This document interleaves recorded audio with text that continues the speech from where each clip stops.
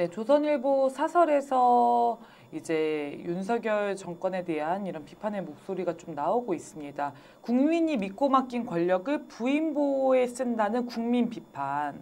네, 남겨주십시오.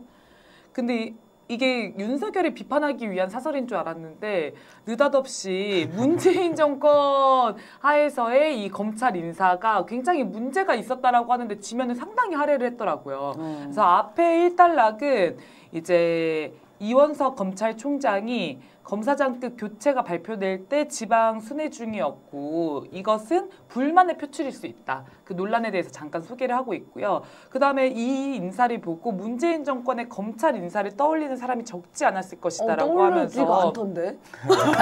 전혀 떠오르지가 않았는데 떠오르려고 네, 윤석열의 내로남불을 떠올리지 문재인 그렇죠. 검찰 인사가 잘못됐다 이렇게 생각하진 않잖아요. 근데 조선일보의 의식의 흐름이 거기로 갔던 것 같습니다. 그래서 뭐 빈자리 예외 없이 친문 검사들로 채웠다, 뭐 정권 수사를 방해했다 이런 내용으로 좀 이제 되어 있고요. 다음 띄워주십시오.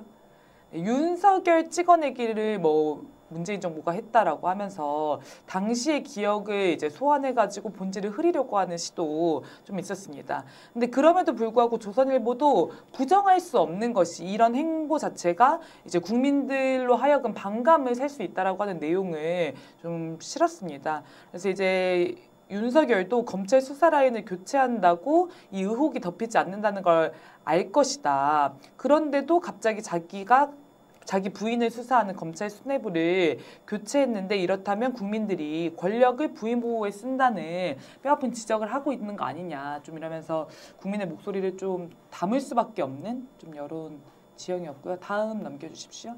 그다음에 사설로도 이 수사 지휘 라인 전격 교체 꼭 지금 필요했나 이런 비판의 목소리를 담고 있습니다. 네, 넘겨주십시오. 그래서 지휘 라인을 이렇게 다 바꾼 거는 굉장히 이례적인 일이다라고 좀 지적을 하면서 실제 이 인사가 필요했던 것이 아니라는 지점을 이제 찍고 있습니다. 검사장급 인사가 이루어지던 시기도 아니었고 법무장관이나 검찰총장도 그 필요성에 대해서 부정했는데 다른 배경에서 이제 지휘 라인을 교체한 거 아니냐 이렇게 지적하고 있고요. 네, 다음 넘겨주십시오. 그리고 이 송 지검장이 애초에 윤석열 라인이었다가 갈등을 빚었는데 이제 그래서 교체를 하려고 했던 것을 이원석이 반대해서 무산됐는데 이게 의혹으로 존재하던 게 이런 검찰 인사가 단행이 되면서 사실일 가능성이 높아졌다라고 좀 지적을 했습니다. 그래서 스스로 이 수사에 대한 신뢰를 좀 떨어뜨리고 특검 논란에 불을 지피는 결과가 돼서 우려가 크다라고 좀 소개를 하고 있습니다. 조선일보에서도 상당히 우려하는 목소리 좀 전하고 있습니다. 네. 그 우려를 문재인 정부 까지 않으면은 우려를 못하나 봐요. 네, 이게 약간 조선일보의 지금 굉장히 그 논조인 것 같아요. 양비론. 네. 자, 그럼 넘겨서 중앙일보 보겠습니다. 네, 저는 가치 판단을 해야 될 때 어떻게 해야 되나 조중동에게 모두 맡기기로 하면서 기사를 찾아봤는데요. 조중동이 욕하면은 네. 좋은 사람? 조국 대표 독도간 거 잘한 걸까 잘못한 걸까 이런 의심이 들었는데 이 기사를 찾고 조금 해소가 됐습니다. 근데 중앙일보가 원래 어떤 말을 주장을 하면서 약간 이제 다른 걸 잘 섞어내기로 유명하잖아요. 근데 이번 기사는 자기네들도 쓰다가 약간 중간에 포기한 느낌이 많이 나서 이따 보면 진짜 너무 웃길 겁니다. 네, 한번 넘겨주시죠. 넘겨주시죠. 네, 일단은 이 독도 방문 자체가 무리수였다. 정쟁에 왜 외교 갈등 이런 걸 끌어들이냐라고 이야기를 하고 있어요. 그래서 정치적 계산에 따른 돌출적인 독도 방문은 국익에 아무런 도움도 되지 않다. 이 말을 결국엔 하고 싶은 건데 계속 잘 안 됩니다. 넘겨주시죠. 네, 보면은 그 전에 이제 죽창가 올렸던 거를 얘기를 하면서 갑자기 또 느닷없이 조국 대표를 까고 싶으니까 법원에서 1, 2심 유죄 판결 났지. 근데 왜 갑자기 반일 선동을 해? 막 이런 거를 무리스럽게 이어붙여요. 뭔 상관이에요, 그게? 저게 왜 한 문장에 있는지 이해하기가 어려워요. 이런 식의 문장이 너무 많습니다. 네. 그리고 일본이 이제 또다시 독도의 영유권 주장을 한 거에 대해서 이게 조국 대표 때문이다라는 일본의 근거 없는 주장을 되풀이하게 만들었다라고 얘기하는데 이 주장 자체가 근거가 없어 보이고요. 아니 독도를 방문하면 안 된다는 얘기네요, 그러면. 네, 계속 그 얘기를 하고 있는 겁니다. 정치인들의 독도 방문은 일본을 이런 주장을 하게 하는 거니까 안 돼, 이거를. 이게 말도 안 되는 앞뒤가 완전 바뀐 거 아닙니까? 네, 넘겨주세요. 그래서 이 기사의 마지막 단락이 너무 웃긴데요. 이 두 줄이 전혀 연관이 없는데 한 단락으로 붙어 있어요. 일본의 독도 영유권 주장은 근거 없는 억지다. 정치인들은 독도를 외교 갈등과 정쟁의 소재로 이용하려는 가벼운 행태를 당장 멈춰야 한다. 네, 이러면서 박을 내리는데 이 중간에 뭔가 더 채워넣고 싶었을 것 같은데 결국에는 찾지 못하고 탈거를 한 그런 느낌이 많이 납니다. 이런 사설이 어떻게 통과되죠? 기승전결이 전혀 없는데? 네.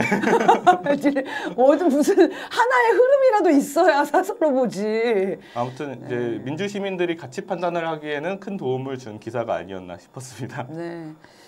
그럼 넘겨주시죠. 다음은 동아일보입니다. 최상병 특검법 둘러싼 당론과 기율. 뭔 말인지 제목부터 모르겠잖아요. 기율이 뭔가요? 놀랍게도 사설 내용은 더 뭔 말인지 모르겠어서 가져왔는데 한번 보시죠. 기율이 뭔지 일단 뜻을 모르겠어요. 자, 민주당과 그 배후의 원탁회의 세력은 민주당에 배후 세력이 있다는 것도 좀 놀라웠는데 민주당과 그 배후의 원탁회의 세력은 탄핵으로든 자진 하야를 압박해서든 윤석열 대통령을 임기 전에 끌어내려야 한다고 공언해왔다. 그런데 여기에 동조하는 사람이 있다는 거예요. 그러면서 안철수를 까요. 이런 류의 특검이 선정돼 탄핵 구실을 만들고 그것에 놀아나 제2의 촛불이 켜지면 안 의원 등은 막아낼 자신이 있는가. 최상병 특검법에는 찬성하고 탄핵 소추에는 반대하는 것이 뜻대로 될까? 안철수의 뭐 주장이 그렇다는가 보죠. 굉장히 불안에 떨고 있다는 게 보입니다. 지금 윤석열 탄핵안이 발의된 줄 알았어요. 저는. 네, 그 정도의 불안감이 느껴졌고 넘겨주시고요. 윤 대통령이 임성근 해병대 1사단장의 과실치사 혐의 적용에 경로했다면 그가 늘 그렇듯이 잘 알지도 못하면서 아는 체할 것이다. 나는 이게 동아일보 좀 너무한 것 같아요. 이 쉴드를 이런 식으로 치면 어떡합니까? 아니, 그런 얘기가 있더라고요. 이번 총선에서 동아일보 출신들이 국힘당 공천을 많이 못 받았대요. 그래서 감정이 섞여 있구나. 감정이 섞여 있어. 주체할 수 없는 분노가 지금 있는 거라고 그런 얘기가 있더라고요. 그래서 이 최상병 특검에서 윤석열을 빼주려고 하는 근거를 윤석열은 원래 잘 모르는데 아는 척을 해서 전화해가지고 아는 척한 거다. 그걸 모르냐 이렇게 까고 있어요. 그리고 마지막에 임사단장의 과실치사 혐의 적용은 경찰이 가리면 된다. 탄핵거리도 되지 않는 사유. 윤 대통령의 탄핵 소추에 정치적 혼란을 일으키는 것은 막아야 된다. 굉장히 불안감이 서려 있죠. 네, 말끝마다 탄핵거리네요. 네, 그 최상병 특검이 탄핵 사유라는 거를 본인들이 너무 절절하게 알고 있기 때문에 사전에 이거를 이제 그 방어하려고 낸 사설 같았습니다. 불안감이 많이 느껴졌고요. 넘겨주시고요. 넘겨주시고요. 네. 다음은 국회의장의 추미애. 이것도 아까 김일호가 얘기한 거랑 비슷한 건데 조중동이 공격하면 좋은 사람입니다. 동아일보가 국회의장의 추미애가 될까봐 얼마나 불안했는지 사설까지 냈더라고요. 그래서 읽어드리겠습니다. 자, 원내 지도부가 국회의장 선거에 직접 관여하는 것은 전례를 찾기 힘든 일이다 라고 하면서 이제 이재명 대표가 정성호랑 조정식을 정리했다 뭐 이런 얘기들이 돌았잖아요. 뭐 사실인지 아닌지 모르겠지만 이재명 대표의 의중이 들어갔을까봐 좀 불안해하는 것 같았어요. 근데 원내 지도부가 국회의장 선거에 직접 관여하는 것은 전례를 찾기 힘든 일이죠. 왜냐하면 국회의장이 경선한 적이 없었어요. 그게 더 전례를 찾기 힘든 일입니다. 우원식이 뭐 그런 얘기를 했잖아요. 이게 뭐 민주주의다? 이렇게 자연스럽게 경선하는 게? 아니 왜 이제 와서 민주주의 타령을 합니까? 지금까지 전례를 관례대로 했으면 되는 건데. 자, 넘겨주시고요. 추미애는 국회의장 중립이 아니다라고 말했다. 중립적이고자 노력했던 민주당 출신 국회의장들을 향해서는 다된 밥에 콧 빠뜨리는 우를 범했다며 비판을 하기도 했고요. 그동안 민주당 출신들이 얼마나 중립적이려고 노력했는지를 이렇게 동아일보에서 한번 띄워주는 장면이고요. 그러나 가능한 한 중립적이 되려고 노력은 했다. 계속 중립을 요구하죠. 그런 의장이 필요하다는 걸 조중동이 주문하고 있는 겁니다. 그런 노력 자체를 안 하겠다고 선언한 것이나 다름없는 사람이 의장이 될 가능성이 높아졌다. 물론 지금 안 됐어요. 근데 추미애, 이건 이후에 얘기하겠죠. 하겠습니다. 밑에 한편으로는 대통령을 향해 다른 한편으로는 국회 다수당을 향해 이게 굉장히 황당한 얘기인데요.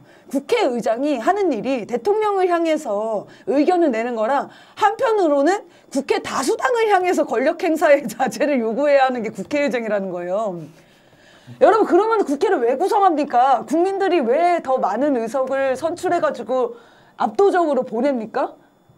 국회의장이 어차피 다수당 얘기도 안 들어주면서 적절히 소수당도 잘 챙기면서 소수당 입장 그리고 혹시나 소외당할까봐 국힘당도 챙겨주고 그게 국회의장 역할이라면 도대체 국회의장 왜 선출하고 국회의원들을 왜 선출합니까? 이런 말도 안 되는 주장을 하고 있고요. 추미애가 당선됐을 때 대통령과 국회를 마주보고 달리는 기차처럼 몰고 갈 것 같아서 우려스럽다. 이렇게 이제 마무리를 합니다.